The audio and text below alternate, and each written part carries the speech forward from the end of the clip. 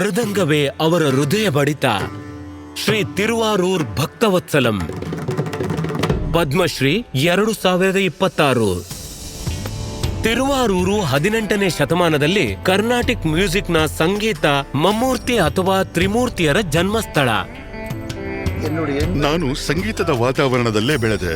ನನ್ನ ತಾಯಿ ತಂಜಾವೂರಿನ ತಿರುವಾರೂರಿನಲ್ಲಿ ಒಬ್ರು ಮಹಾನ್ ಸಂಗೀತಗಾರ್ತಿ. 2.5 ವರ್ಷದವನಿದ್ದಾಗ ತಂದೆಯನ್ನು ತುಂಬಾ ಮಿಸ್ ಮಾಡಿಕೊಂಡೆ. ತಾಯಿ ಒಂದು ಪವಿತ್ರ ದೇವಾಲಯ ಎಂಬ ಹಳೆಯ ಮಾತು ನನಗೆ ಒಪ್ಪುತ್ತೆ.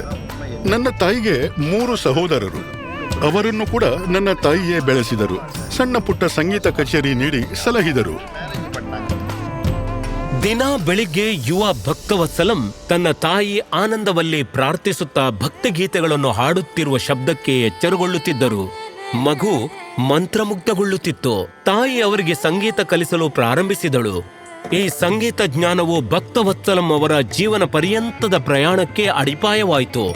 ಬೇಗನೆ ಅವರು ಸ್ಥಳೀಯ ಸಂಗೀತ ಕಚೇರಿಗಳಲ್ಲಿ ಹಾಡಲು ತಾಯಿ ಮತ್ತು ಚಿಕ್ಕಪ್ಪನೊಂದಿಗೆ ಹೋಗುತ್ತಿದ್ದರು. ನನ್ನ ಮಾವ ತಿರುವಾರೂರು ಕೃಷ್ಣಮೂರ್ತಿ.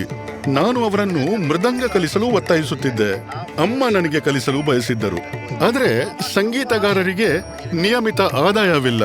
ಹಾಗಾಗಿ ಅವರು ಸುಮ್ಮನಿದ್ದರು. ಅವರಿಗಿದ್ದ ಸಮಸ್ಯೆಗಳನ್ನು ನಾನು ಎದುರಿಸುವುದು ಅವರಿಗೆ ಇಷ್ಟವಿರಲಿಲ್ಲ. ಆಗ ಚೆನ್ನೈ ಸಂಗೀತದ ಕೇಂದ್ರ ಬಿಂದುವಾಗಿತ್ತು. ಅಲ್ಲಿ ಮಹಾನ್ ವಿದ್ವಾನ್ಗಳು ವಲಸೆ ಬರುತ್ತಿದ್ದರು. ನಾನು ಮದ್ರಾಸ್ಗೆ ಬಂದಾಗ ಯಾರ ಪರಿಚಯವೂ ಇರಲಿಲ್ಲ, ಯಾರ ಬೆಂಬಲವೂ ಇರಲಿಲ್ಲ.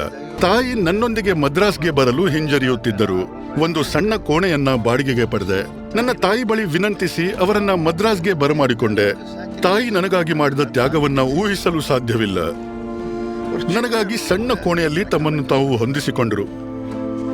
ನಮ್ಮ ಕಾಲೋನಿಯ ಅಕ್ಕಪಕ್ಕದಲ್ಲಿ ಹಲವಾರು ಮನೆಗಳಿದ್ದು ನಾವು ನೆರೆಹೊರೆಯವರಿಗೆ ತೊಂದರೆ ಕೊಡಲು ಬಯಸಲಿಲ್ಲ. ದೊಡ್ಡ ಪರದೆಗಳಿಂದ ಕಿಟಕಿಗಳನ್ನು ಸೌಂಡ್ ಪ್ರೂಫ್ ಮಾಡಿಕೊಂಡು ಮೃದಂಗವನ್ನು ಅಭ್ಯಾಸ ಮಾಡುತ್ತಿದ್ದೆ. ಸುಮಾರು 10 ವರ್ಷಗಳ ಕಾಲ ಹೀಗೆ ಮಾಡಿದೆ.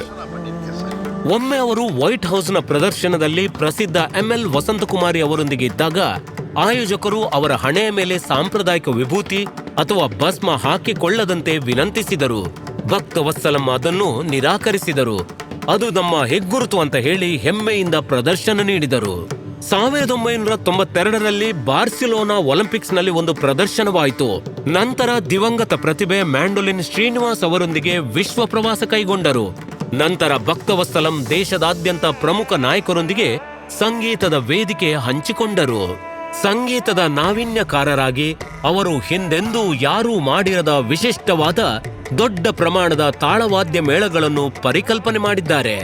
ಅವರು ತಮ್ಮ ಲಯಮಧುರ ಸಂಗೀತ ಶಾಲೆಯ ಮೂಲಕ 1000ಕ್ಕೂ ಹೆಚ್ಚು ಶಿಷ್ಯರಿಗೆ ಸಹಾಯ ಮಾಡಿ ತರಬೇತಿ ನೀಡಿದ್ದಾರೆ.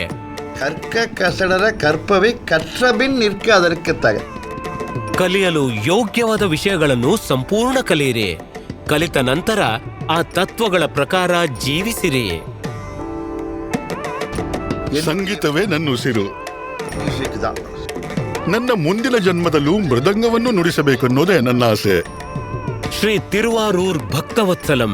ಪದ್ಮಶ್ರೀ 2026.